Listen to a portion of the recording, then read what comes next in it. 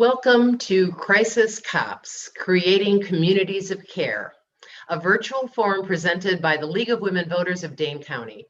I'm Joy Cardine, a member of the Dane County League's Program Committee and your moderator for tonight's program. This forum holds special meaning for me because, like many of you perhaps, I have people who are dear to me who have mental and behavioral health challenges. And the last thing anyone wants is for a loved one in crisis to end up in jail or hurt or worse when what they need is help and treatment. Our program tonight examines efforts that are happening nationally and locally to provide safer and more effective and more compassionate crisis intervention. The panel discussion portion of this forum will be recorded so others may see it later. We will post it on the Dane County League's website. We are going to share on screen with you the 25-minute version of the Emmy award-winning HBO film, Ernie and Joe, Crisis Cops, directed by filmmaker Jennifer Mcshane. The full film is compelling and powerful, and we will share a link to it with all of you who registered after tonight's forum. For now, we will watch a shorter version, and when it's over, we will hear from our amazing panel, including Crisis Cop, Joe Smarro from the film, Nakaira Mccann, who is with NAMI, Dane County, Sergeant Sarah Shimko from the Madison Police Department, and Officer Joel Zietsma from the McFarland Police Department. And you will have a chance to ask them questions using the Q&A feature, which is located at the bottom of your screen. Please be advised that the first scene from this excerpt can feel traumatic. If you are concerned about this, you may choose to not watch the first 45 seconds. Mute your audio for that portion of the opening. The panelists and I will turn off our video and audio while we watch this excerpt from Ernie and Joe, Crisis Cops. We'll be back in 25 minutes. Let's watch. If you have questions about Crisis Cops and how we can create communities of care, please type them into the Q&A section and I will present them to our panelists after they have all had a chance to speak. We're going to start with Joe Smarro. You saw him in the film. He is a decorated combat veteran from the United States Marine Corps. He honorably served 2 tours to Afghanistan and Iraq with the 1st Battalion, 4th Marines. In 2005, he joined the San Antonio Police Department, where he became one of the original members of SAPD's Mental Health Unit, which he helped to grow into a nationally recognized best practices policing unit. In addition to being one of the main subjects in the HBO documentary, Ernie and Joe, Crisis Cops, Smarro has been featured in multiple media outlets, including the TEDx talk, I See You. He is the founder and CEO of Solution Point Plus, a national training and consulting firm that focuses on cultivating mental wellness to maximize human capital and promote safety within organizations. Joe, thank you so much for being with us from cold and snowy San Antonio. Thank you, Joy. I appreciate it. And I want to thank everyone, 107 participants, I guess 106 excluding me, from this panel and the League of Women Voters. It really is an honor for me to come here and share this, virtual grid with the great Sergeant Shimko and Officer Zietsma and Nakaira as well. So thank you. I also want to give a quick shout out to Jen Mcshane because I know she's listening, and that's just a dear, dear friend in my life and the incredible, brilliant woman behind this film.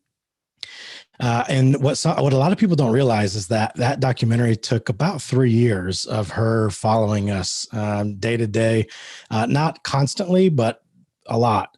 And she had a great crew out of Austin, just doing a really good job capturing the essence of not just the work that we did as a unit, as a mental health unit here in San Antonio, but also really capturing the story of both Ernie and myself and why we are so closely drawn or passionately drawn to this work and how important it was for us, to really be, I would say, doing policing a little bit differently, because we've all heard arguments about, especially as of late, as to whether or not police officers should be responding to mental health calls at all. And I used to get personally offended by that because I felt like they were trying to take my job away from me, something that I love doing. But now I can honestly see it from the other side as well, working closely with NAMI and with people who have lived experiences that maybe haven't had positive interactions with law enforcement throughout their journey or their struggles. And so I can empathize with the fact that, yeah, if police departments are not adequately trained on how to communicate with and de-escalate these tense situations, then chances are we're probably going to have a negative outcome. And those are incredibly unfortunate. So in that 25-minute excerpt, you got to see, again, I would highly recommend for anyone that has not seen the whole film to go back and watch the entire film. It is on HBO. It's streaming there. But it does a great job of very delicately capturing part of my journey and why I'm drawn to this work. And what I realized very early on in my career as a police officer was that people are people are people. And that's something that it took me a little while to really understand, because I almost had to unlearn some of the training that I received in the police academy. And I am very fortunate that I had my Marine Corps experience. And I told people that, when I joined the Marine Corps and I went to boot camp, they prepared me for combat. And then I left the country and went to combat. And then when I came back and joined the police department, they prepared me for combat and deployed me into my community where there was never combat.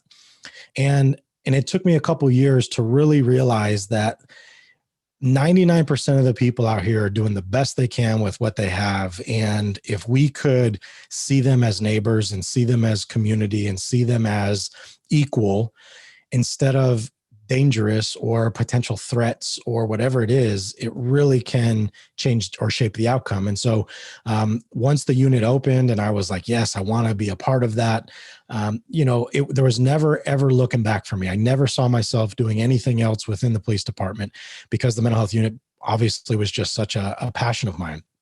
Because for me, it was something that, and I use this when I go, I'm very fortunate now to go around the country and train different police departments on some of these techniques and de-escalation and mental health and the whole crisis intervention model. But what I tell them is, if we all can think back to why we got into this profession in the first place, right? Nobody, once they got notified that they were going to start the academy, let's say on Monday, nobody, not one person received that letter, the email, or the phone call and was like, oh man, this is terrible. I am so angry about this. This is a horrible thing. Like, I don't want to do this. We were so excited about it, right? We told everyone, we told our friends, we told our family, depending on when it was you posted about it, you got so excited. And then what happened? And I think what happened is you go into a police academy where it's so much fear-based tactics, and there's so much fear injected into people about this idea of, this is a dangerous profession and there's a good chance that you're going to be killed one day. And they show you these horrific videos from the 80s or 90s, or even a couple of years ago, of an officer being ambushed and killed. And I think we have to be very, very honest with ourselves. And I think we have to look at the data that actually is reported each year. And what we know is that it's about 4-1 now in 2019, for sure it was, of officers killing themselves versus being killed in the line of duty. And so a big part of what we really started doing was looking inward. And yeah, our mental health unit got a lot of praise and a lot of publicity nationally for the great work we were doing in our community. But something that didn't get as much attention, which is okay, is the amount of work we were doing internally. And just in 2020, before I left the department, for me, it was like the highlight of my career, of all the great things that I've done, going 11 years without having to use force on anybody to get them into treatment. But one of the highlights of my career really was the 23 officers that I was able to individually plug into services, therapy, treatment, inpatient, outpatient, whatever it was, for the first time in their lives, for the first time in their careers. And realizing the benefit or the need for us to start looking inward and realize that, change is going to be to have great change that we're all looking for. We really have to accept that it's an inside job. And we can hear all the chatter from people on the outside telling us all the things we need to do. But the moment we can realize internally that we have to be willing to first see ourselves as a part of this, and we have to realize our own pain and our own trauma that has not been processed. And this is why trauma-informed matters so much, and how we're training and how we're learning and how we're seeing people in our community.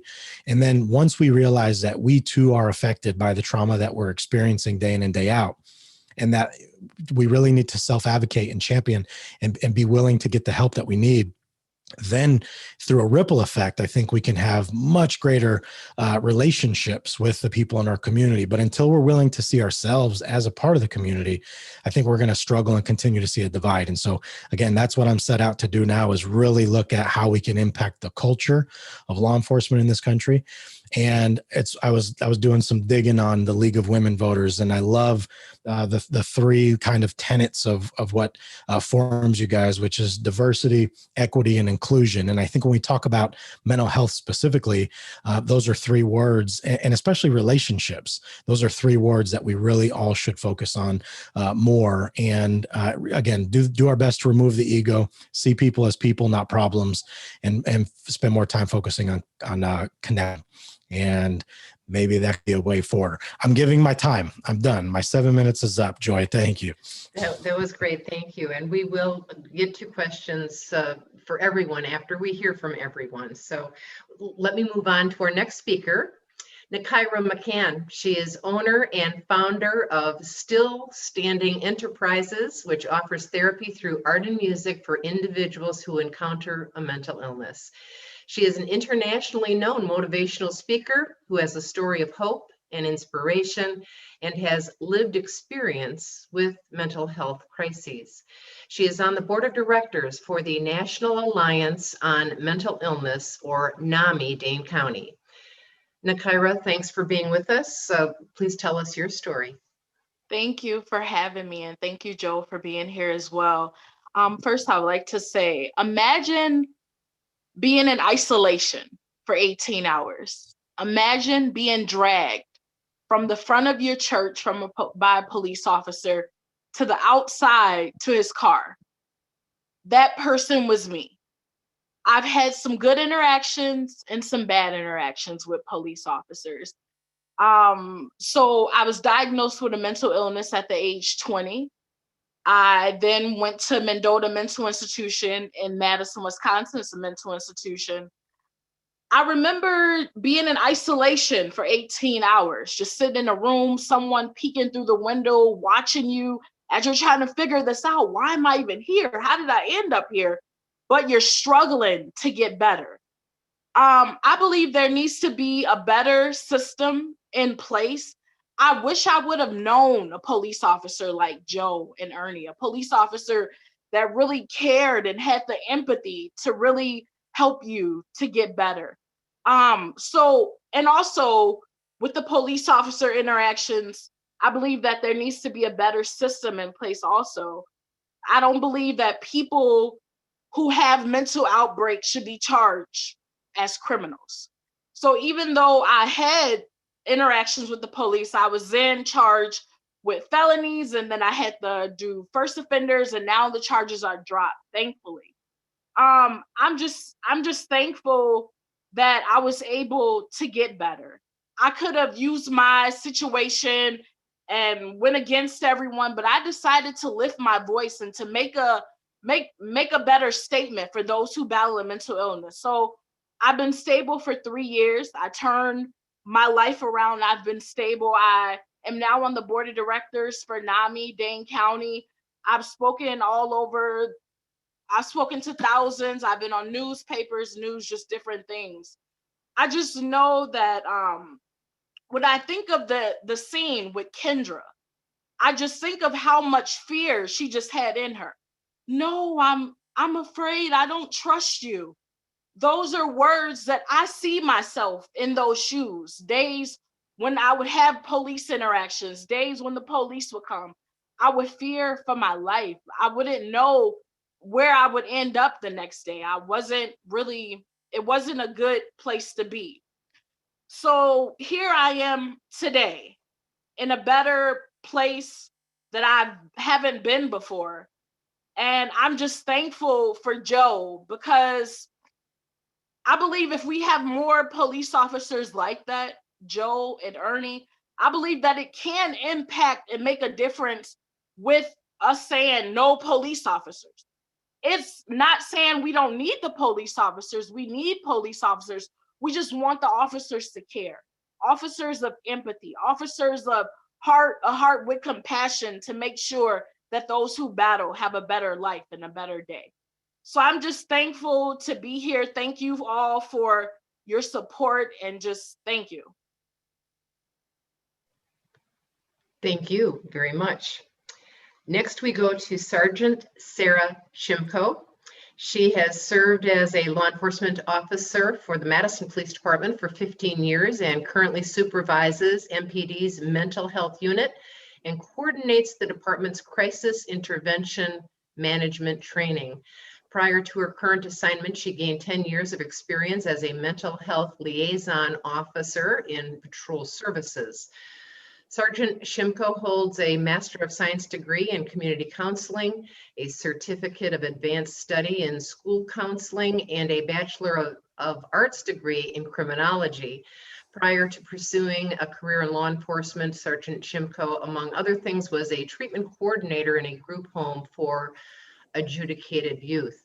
And we're so pleased that you had time to be with us tonight. Thanks. Thank you for having me. I really appreciate being able to be part of this and to see the brief version of the video. I've viewed the full-length video. I had my team come over to my house when that came out, and we enjoyed a meal together and watched the documentary, and definitely it inspired us. So thank you for putting yourself out there, Joe. Law enforcement isn't always the easiest place to put yourself out there and share the things that you shared. But what I do see now happening in law enforcement is more sharing, recognition of demonstrating that vulnerability that is so key to creating the relationships and the empathy that's necessary to serve our public the way our public needs to be served. And I'm fortunate, I was hearing Joe talk about his experiences in his department and his academy. Madison is a bit different, and I'm not sure what the structure of your academy was in Texas, but MPD has their own academy. So we have a lot of flexibility, and we spend a lot more time on professional communications, de-escalation, and talking about the nuances of people struggling with various types of crises. So I noticed in the piece that was sent out for registration that there was something that said like 6 hours is the norm for training for crisis intervention in academies, and 60 hours for firearms. That's not the case at MPD. We spend upwards of 100 hours on de-escalation, professional communications, crisis response, identification, and intervention, and also talking about community partnerships. So this, sometimes I wonder if we do ourselves enough of a service. I don't think our community knows as much maybe as they could about what we do have, because policing is very unique to each community. The size of the community, the structure, the mission, the vision, the beliefs, and the culture, like Joe spoke to, those are different throughout the country, and also the resources. So, Madison Police Department has a long history of collaboration, started in 1980, where the very progressive Chief Cooper at the time established really a goal and vision in recognition that we can't do this alone. We have to, have a police department that represents and looks and understands the community as the community is, and so definitely work to have our police department reflect the community. And also reached out to community partners to make sure that we were working together. So, and that, was developed throughout the years. And then in 2004, we started a mental health liaison group, which was patrol officers who said, yes, I would like to have extra work, but no extra pay because we work for, the city, and that's just how it goes. But they wanted to step up and be mental health liaisons, which means they recognize different things going out in the community, got more information about people who maybe needed a specialized response or a little more attention. So those responses could be safer. Flash forward from 2004 to 2015, Chief Koval at the time said, we need to do more. And he took 5 spots at the time and made them full-time mental health officers. And then we were lucky enough and fortunate enough to have the county then the next year say, hey, why don't we provide a full-time, one spot for a embedded crisis worker from Journey Mental Health, because the city of Madison has so much of the response in terms of the full Dane County. So we have grown and grown and grown, and now we have 6 full-time mental health officers, 42 volunteer liaison officers who get really nothing of, quote unquote, normal monetary or value by doing this extra work, but they just really know it's important. They get extra training and they just really are excited to be part of this team. And then we also have the 3 embedded crisis workers. So, I also want to say thank you to Nakaira. She puts herself out there. She was kind enough to come and talk with our academy. And I know our officers really benefited from that, and we're moved by your story. And we have other members in the community who come talk and share their story. And so there is a lot happening. And what Nakaira was saying about systems, the systems often are creating barriers in terms of officers being able to get people the help they need. And that's another thing that the community has welcomed officers and people on my team with open arms to be part of being able to provide feedback and be part of that change. There's a lot of exciting things happening at the county level. And hopefully by the time I retire, we'll be able to move that needle a little bit farther forward. So, I just think there's a lot that needs to be done. And if the system could really improve, I think we'd have better outcomes, because police will always be part of the response to people in crisis. It's just a basic part of what we do. We will always have to keep training. We will always have to keep doing that. And there are other people who in unique, in certain circumstances, when there isn't a major safety concern, they can and should be doing that. So there are ways to take police out of the response and make sure that we're continuing the education and commitment to effective police response for people experiencing crisis. So many questions from our panelists and from our attendees and from me, but let's hear from our next panelist before we get to them. Officer Joel Zietsma, patrol officer for over 5 years, 4 of those being with the McFarland Police Department. Primarily working second shift, Joel has been exposed to a variety of calls, many of which involve mental health in the community. To help stop the recurring calls, Joel started the COAT program, which provides citizens with resources and builds a relationship with an officer. He is a crisis intervention trained officer and a certified instructor in several police academy topics. And he joins us from McFarland on duty. Thank you so much for being with us. Thanks for having me. I'm very excited to be a part of this and try to offer up my experiences and my opinions on policing and mental health. I think it's an exciting topic because it's something that's brought up so often. I feel out of place because everyone else here has a lot of experience with it, either personally or 15 years of service. I'm fairly new to the game. A little bit about McFarland. We're a smaller community, a suburb outside of Madison, between 9,000 and 10,000 people in our community. Our police department, we have 17 sworn officers from the chief down, and currently we don't have a designated mental health officer or team, or even a community resource officer.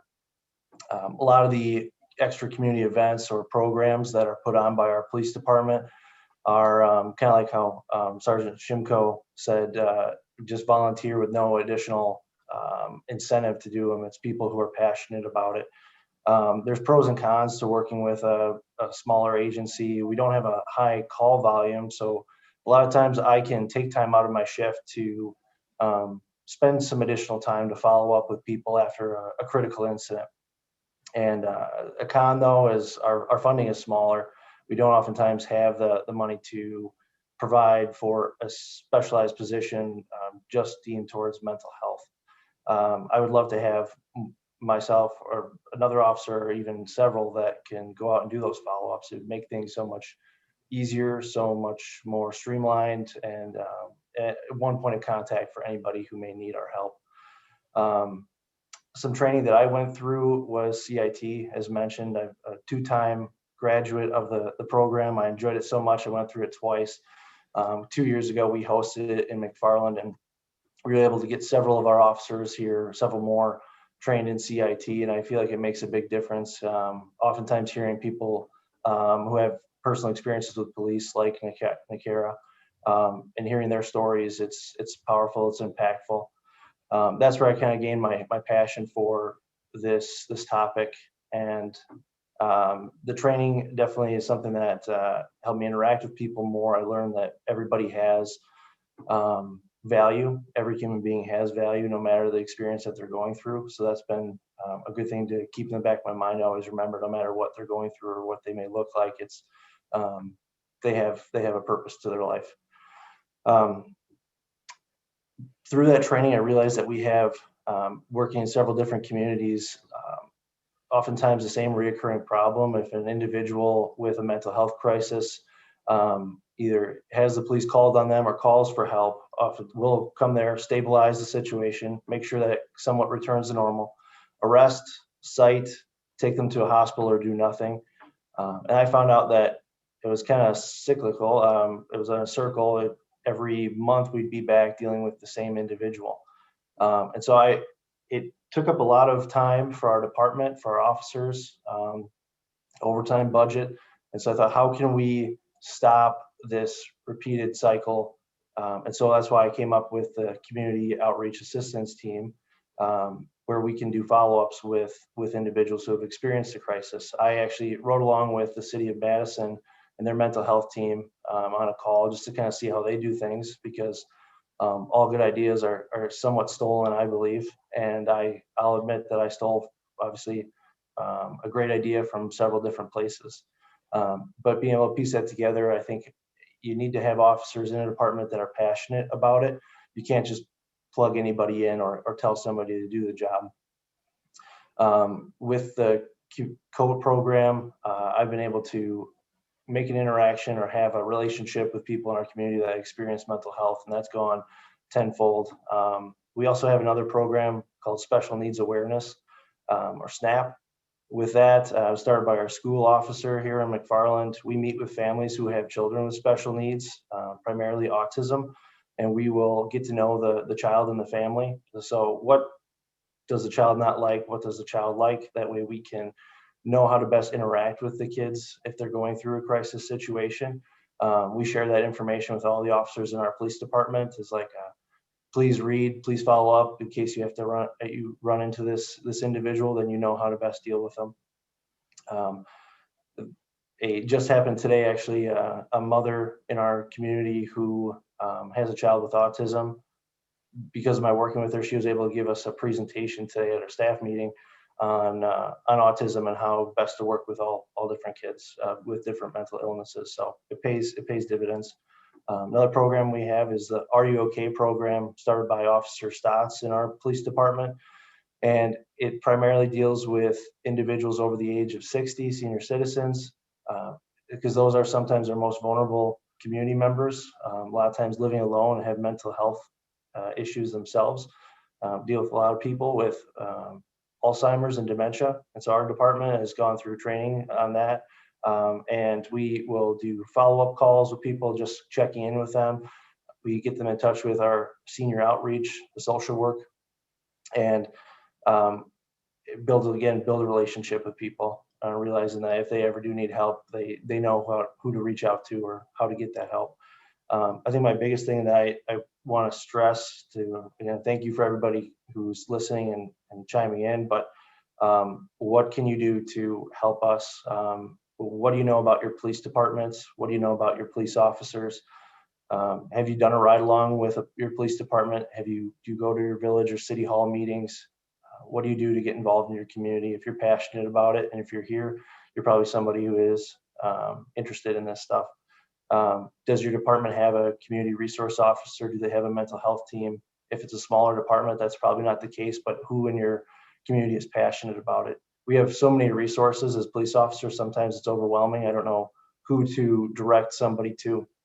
And so I think it's been beneficial to partner with like the city of Madison and go to their mental health meetings and work closely with NAMI or DAYS, any of these great resources in the community that I can direct people to. So get involved, and you'll see that it will make a difference. Thank you, and thanks to all of you. We have so many questions. Let me get to them. If you have one, I'd prefer if you typed it into Q&A. Many people are also using chat, but it's hard to monitor both of them. So please type into Q&A your questions, and I'll get to as many as possible before we wrap up in about a half an hour or so. There's a couple of, more than a couple of questions along these lines. Madison is starting a mental health ambulance, an alternative first responder program similar to Cahoots. What do you think is the most important way to set this service up so that it works well with local police? Sarah, can you tell us about this program and how it's going to work? Certainly. Mainly, this is an initiative that the fire department is primarily taking the lead on, but we are helping in a consultative role, just because it's going to certainly be a program that will interact with officers.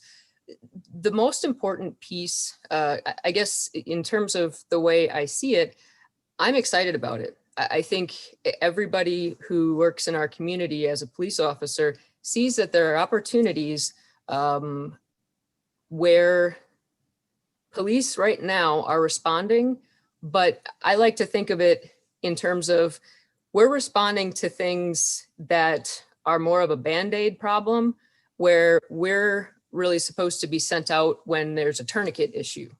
And so there are a lot of opportunities to have another counterpart team go out. So the biggest thing I would say is just making sure that the communications are very much understood. The triaging through the 911 center is very well laid out, and that people understand their roles, and that the new team is properly trained to understand how to keep themselves safe, how to interact with the traditional first responders, and just to make sure that we train up and understand how each other's roles work. Because as I said before, there's plenty of room for more help, and there's plenty of traditional police work that our officers would like to do as well, but there will be an ebb and flow of, it may start as a police officer responding, and then we might be able to say, you know what, this is more appropriate for the civilian team, and do a handoff, or it may go the other way. So there's just a lot of cohesiveness that needs to be prepared for, and just preparation to ensure that everybody's getting the service that they deserve and everybody's remaining safe. And another similar question, do you feel it's important to fully utilize clinicians in responding to mental health crises, such as a full co-responder program. Joe, you mentioned in your comments that you at first resented talk like this. Is this something that you think can work? Yeah. So in tying into that last question too, Joy, I think as far as like what's the most important, I think, we have to be very careful because while it's common sense to say, well, we're trying to remove the gun from ever responding to that call, it's not a safe assumption that just because someone's on a fire department or just because someone's a clinician or just because someone's an ER doctor or even a mental health treatment provider, that they're good at what they do. This is something that I've seen over and over again where, and again, we have to train officers to stop essentially giving away their power and their credentials of being compassionate and empathetic people. But when they're trying to get that voluntary compliance and they say, hey, come on, just come with me. I'm going to take you to a hospital. And they're like, why? I don't want to go. And like, well, let me take you to a professional, someone that has a license or a degree or they're a doctor and they're going to treat you well. And then they get to the hospital and it's a disaster. Why? Because people are struggling on all different levels of the crisis care system, right? From the people responding in the street to the ambulance drivers, to the paramedics, to the people at the receiving facilities, whether it's an ER or a standalone treatment facility. They're all in their own crisis as well of dealing with the fact that the systems are all busting at the seams and they're inundated with people who are in crisis. And if they're not doing their own self-care, they're going to get stressed out. And so it's very simple to just say, well, let's take this from the cops and just have clinicians show up. But I'll tell you, and this is not me speaking from arrogance or anything like that. I absolutely give 100% of the credit for me becoming as good as I was at my job to the clinicians that I shadowed for the first 2 years.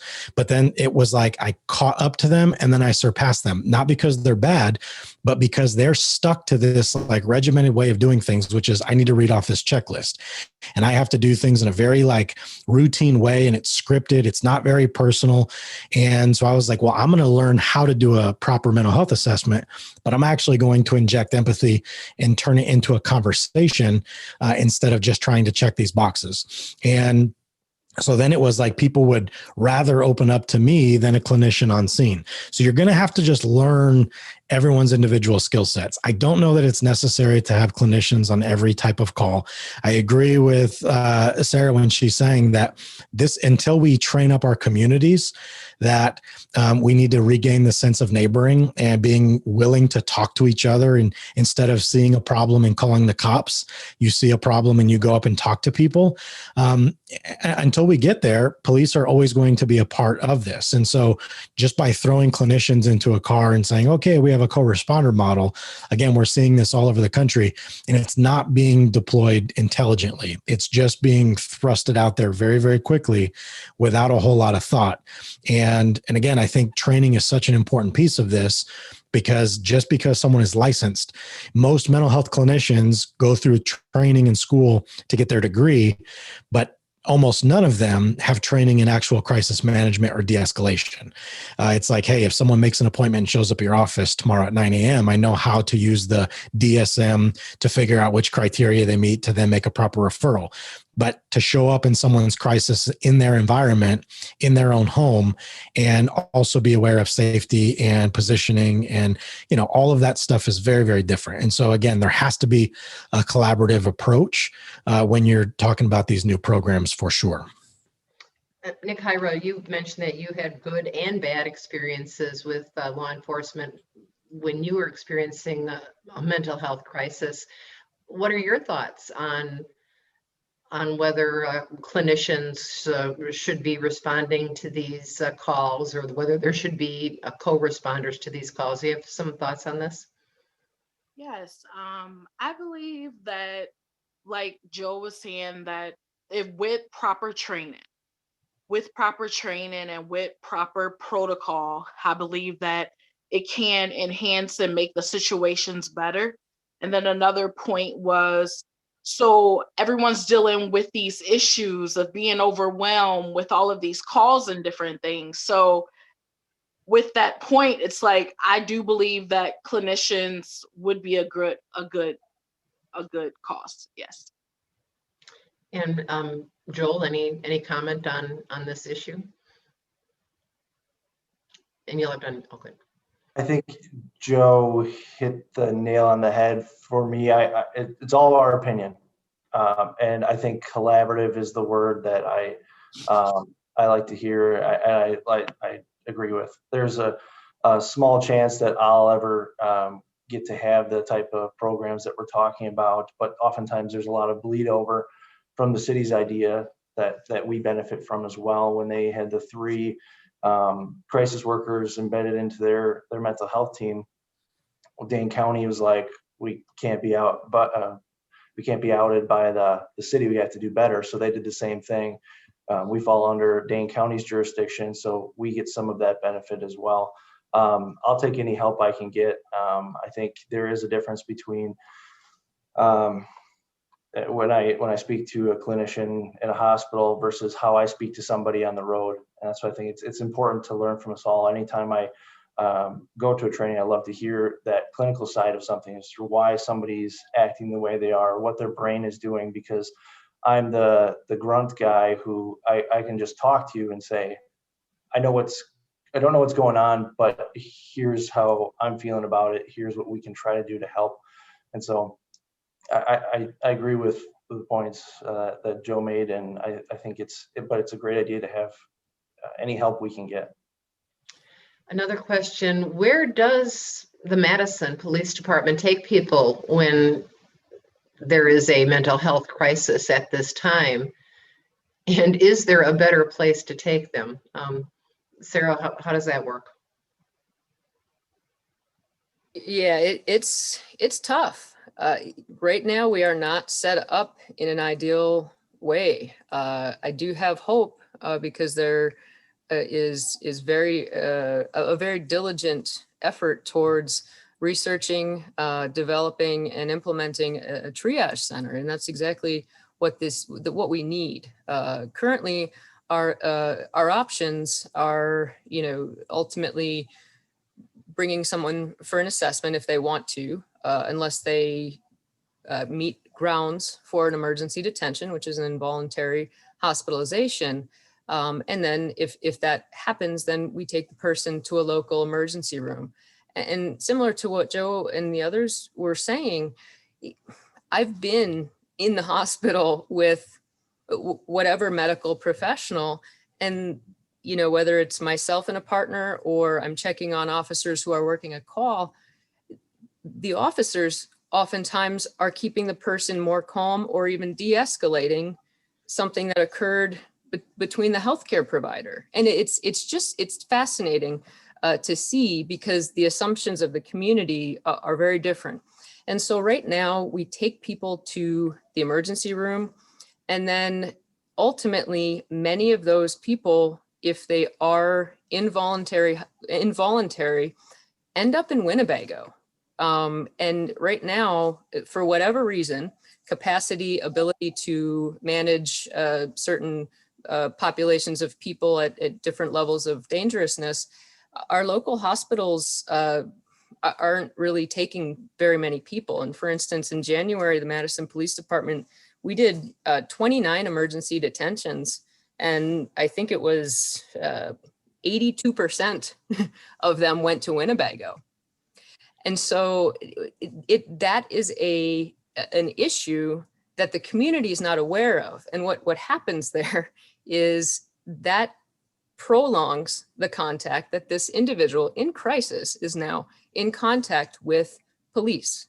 The longer people are in contact in a mental health crisis, the more opportunities we have for there to be some type of behavioral issue, that requires intervention. And it's just a really not a great situation currently. There's not a lot of options. So I'm really hoping that this community can get this triage center put together in a very concerted, thoughtful way, and efficiently, because we very badly need it.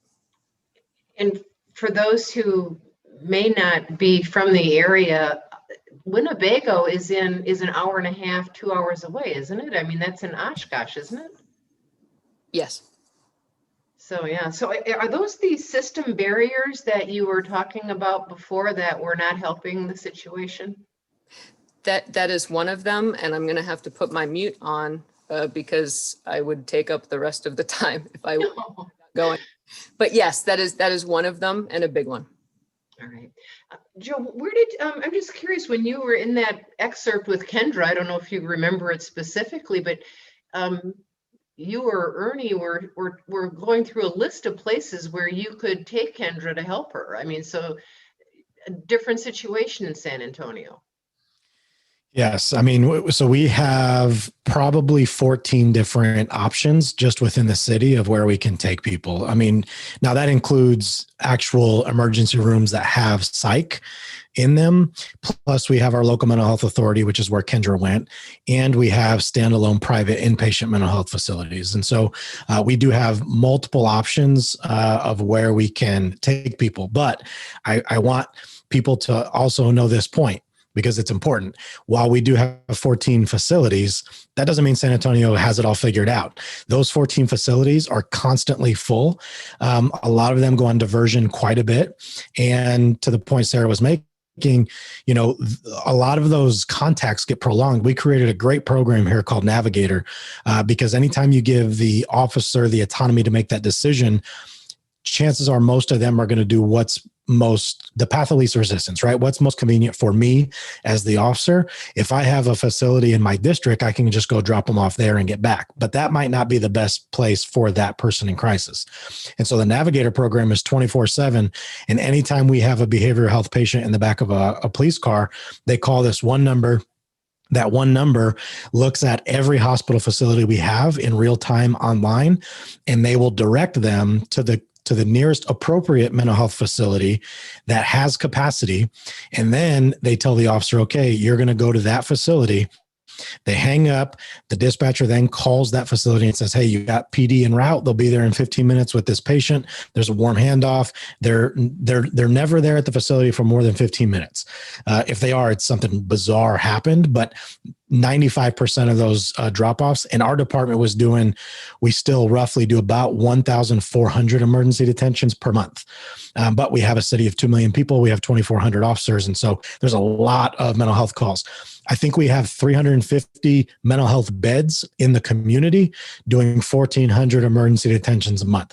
And so a lot of people get stabilized very quickly. And I use stabilized very loosely, and released. And so the problems are the same even with resources.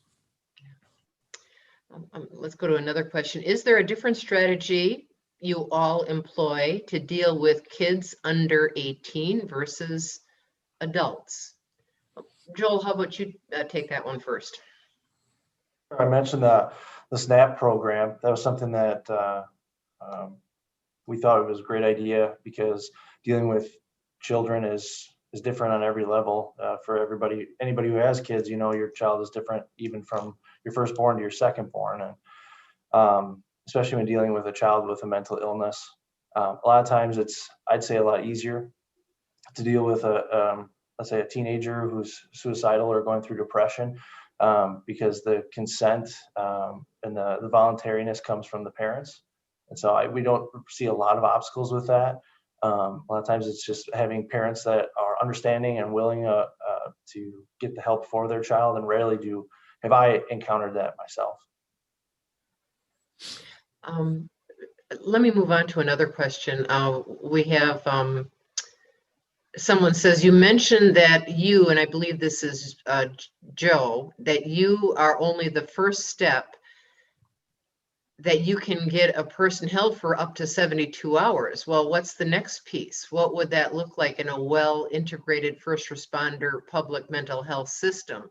So, I mean, once somebody perhaps gets an involuntary stay for 72 hours, then what? Yeah, so continuity of care is huge. And I would also add that if you're asking me what the perfect system looks like, I think the first step is we give people the quality of care they deserve, regardless of their ability to pay for that care. Because the sad reality in our country is the quality of care you will receive is based on your ability to pay for that care. And if you have private insurance or a lot of money, you can go to some incredible facilities. If you don't have insurance and you don't have money, then you're probably going to get turned out very quickly, and you're going to end up on that cycle that that Officer Azitzmo was talking about. And you're going to have frequent or recurring interactions with law enforcement and the first responders.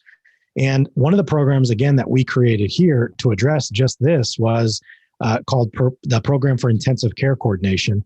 And we identified the top 100 familiar faces in our community, the people that were calling 911 the most. Our top guy, I think they said roughly he cost the county about $2.5 million just himself in 1 year, because he had over 300 and something 911 calls. He had over 300 ER visits, hospitalizations, and always making the same complaint. And so we identified these people and we started engaging them pre-crisis.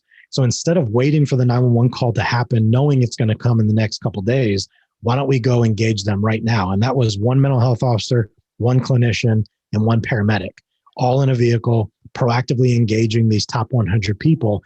And they saw a 67% reduction in 911 calls in the first 9 months of that program from those utilizers, which is incredible. But since that's not the case, what I would love to see happen in the continuum of care is, our success came from this one meeting that we still have to this day, even virtually. It's the third Tuesday of every month, and it's called the Community Medical Director Roundtable Meeting. And our police department, the sheriff's office, the fire department, all of those 14, 15 facilities, the treatment providers, the jail, we all have representatives at this meeting the third Tuesday of every month, and we just communicate.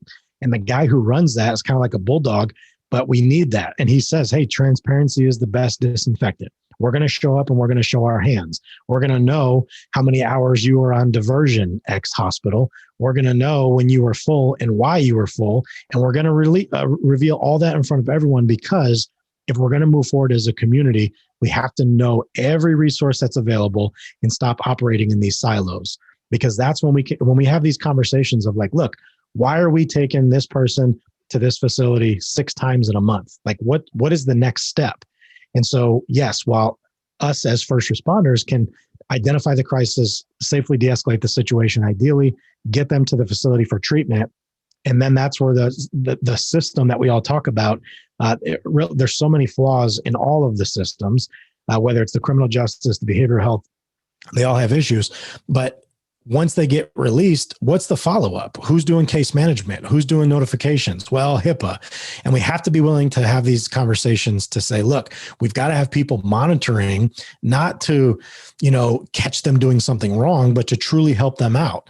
And the way our program was, that was the function of our 3 clinicians in our unit, was post-discharge, we're going to follow up with you. And then we're going to do it on a 2-week, a 30-day, a 60-day, a 90-day, and a 6-month. And as long as you're doing everything that you need, after 6 months, we'll fall off, we'll disappear. But all of our interactions are not like sanction based. It's all to help you. It's not like, oh, you messed up, you're going to go get punished. It's like, hey, what's going on? What do you need? Do you need medication? Do you need a doctor? Do you need transportation? We'll provide any and all that for you. And so I think just having a system that can support it in spite of the fact that they don't have insurance or that there's the community. And our tagline for our training was always officer-led, community supported. The community support is people like Nakaira coming in and sharing their story, allowing people in crisis to interact with law enforcement, not just at the moment of crisis and not just when the officers are on duty, but like, hey, in a safe space during a training environment to allow people to interact and engage so that we can remember, oh, you're not just this person in crisis all the time, or this person who's addicted to the substance, or this person that's whatever. Like, you also have good days and you're struggling through something. And I want to see you in that lens as well. And so again, the community all together can support these programs if we're willing to realize that we're all going to have to hurt a little bit, because if we're in it for money, ego, awards, accolades, like, it's all going to fall apart. Nakaira, you mentioned at one point you did end up at Mendota Mental Health Institute after a crisis, but talk a little bit more about how you were treated through the system when you were in crisis and ended up involved with law enforcement, and how you eventually got the help you needed. So with the system, it wasn't a good experience. When I had my first hospitalization. I was yelling outside of my home. A police officer just came up to me and arrested me. They sent me to jail. I was in a room in the jail facility for a couple of days or a week. My family didn't know where I was or anything like that. And then, so then I went to Mendota for a month. And it wasn't a process where it was like, well, let's really get to know this woman. Let's try to really figure out what's going on with her. It was really just, I met with a doctor. They diagnosed me, put me on medicine, and I was there for a month, and that was just it. So it wasn't like a really in-depth situation of, well, let's just really figure this out. It was just, no, there's this woman. She's yelling. She's insane right now. We're going to dope her up and put her on a commitment, have her take medicine. So it really wasn't a plan to help me to better myself, to be better. So what has helped me to be better is really the support of my family, and my mother has been a great support to help me to get better. So, and also just NAMI also giving me a chance to speak and to interact with people and just to tell my story. So I do have just one slogan, like, if you have one person to not give up on you, you can make it through anything. Yeah. So we're quickly running out of time. I wanted to, Sarah, to hear more from you on what you think needs to change to make things better. Well, that's such a simple question. What I do want to say is, right now in Dane County, we have some excellent leadership. We have some people who are doing amazing things and bringing people together. What Joe was talking about in terms of the Familiar Faces Initiative, we're doing that here. And there is a lot of movement.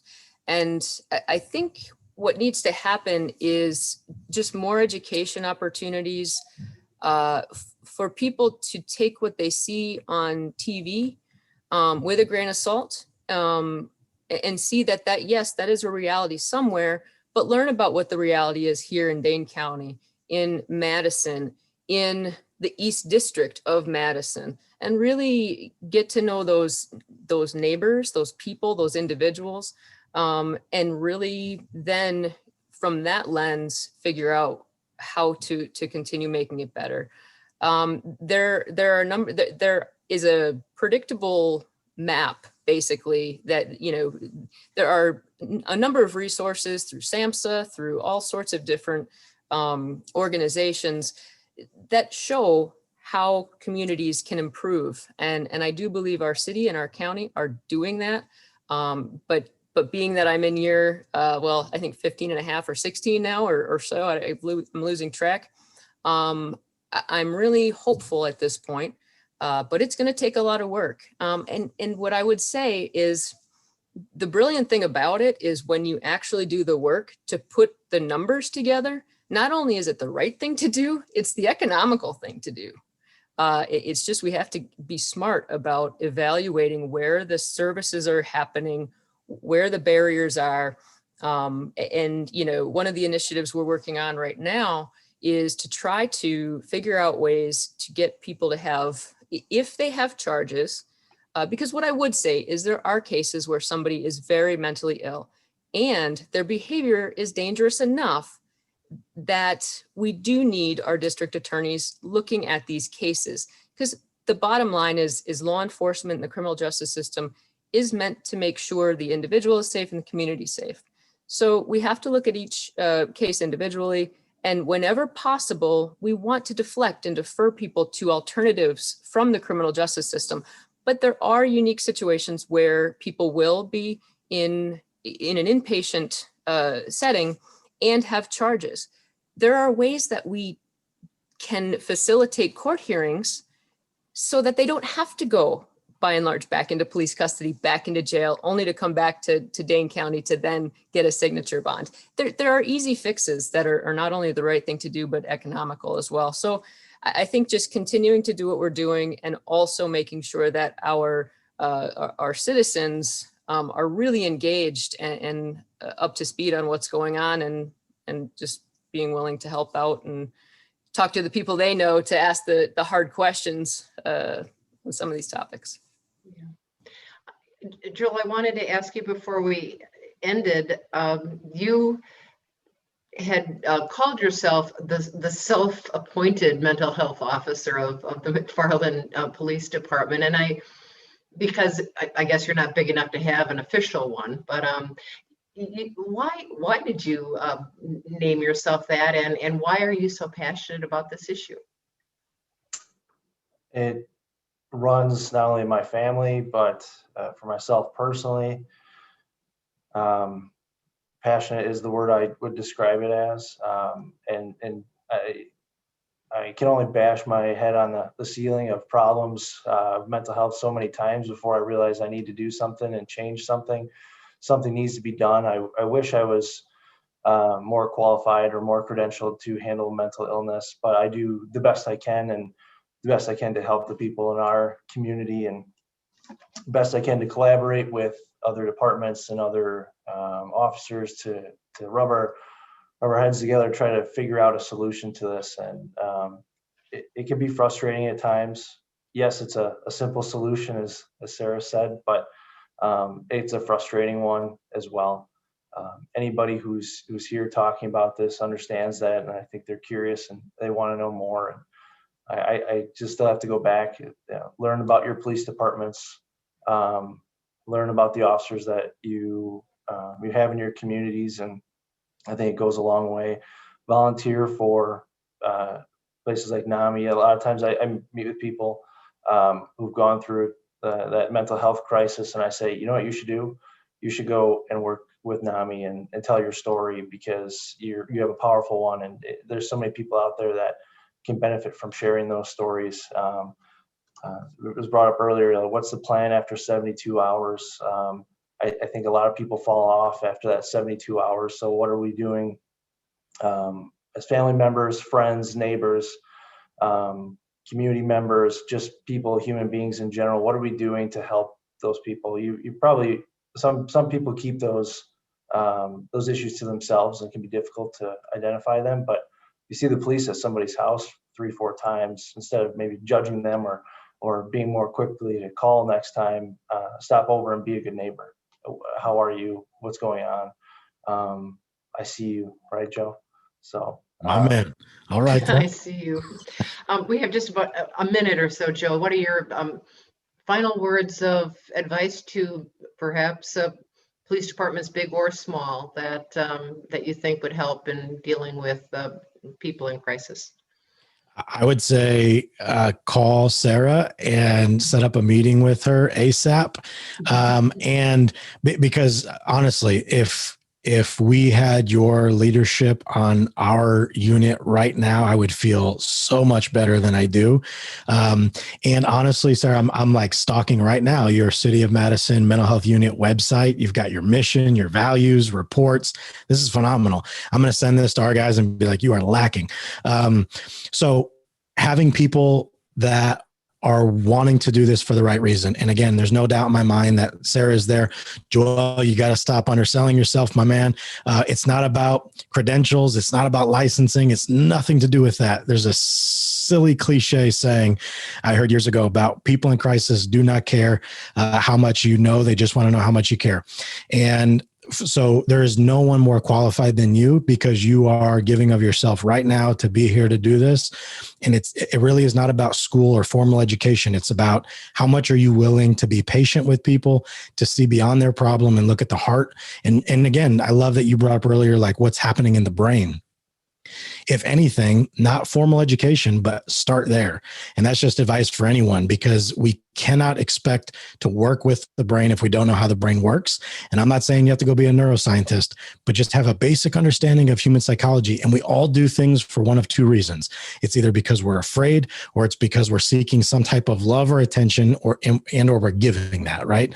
And it sounds so simple, but really everything in life we do comes down to that. We're either afraid of something or we're drawn to something. And all human behavior stems from that. And so once we can get that basic understanding of people in crisis are afraid, regardless of the reasons, even if it's drug induced, right? I mean, they're afraid. And so how can we show up and be patient and see them as people, not problems, and just love on them? Because to Nakaira's point, and I'll end with this, we can be that one person in that one moment that provides people the hope they need to survive that encounter with whatever it is. And we all just need that one person. And so why not me? And if you adopt that mantra, again, sky's the limit. So I love y'all. I appreciate this panel, and I'm so excited for the future of Madison, just because you guys are really doing it right. Truly. I'm not just saying that. And Nakaira, it's great to see your smiling, beautiful face, willing to share yourself. Thank you. Thanks to all of you. We have to wrap up. Thanks to our panelists. This has been really, really great. Thanks to our attendees for your attention, your wonderful questions. The next forum for the League of Women Voters of Dane County will be How Does a Divided Wisconsin Move Forward? And that will be on Tuesday, March 9th at 7 p.m. Registration is now open on the Dane County League's website. Let me leave you now with this slide with more information on how you can bring Ernie and Joe, Crisis Cops, the film, and its subjects, Ernie Stevens and Joe Smarro, to your community. You can get more details and contact information at the website ernieandjoethefilm.com/outreach. And as a reminder, registrants to this forum will be receiving a link to the full documentary, Ernie and Joe, Crisis Cops, via email. I think that link will go out tomorrow, so check your inbox. I'm Joy Cardine. On behalf of the League of Women Voters of Dane County, thank you for joining us. Good night.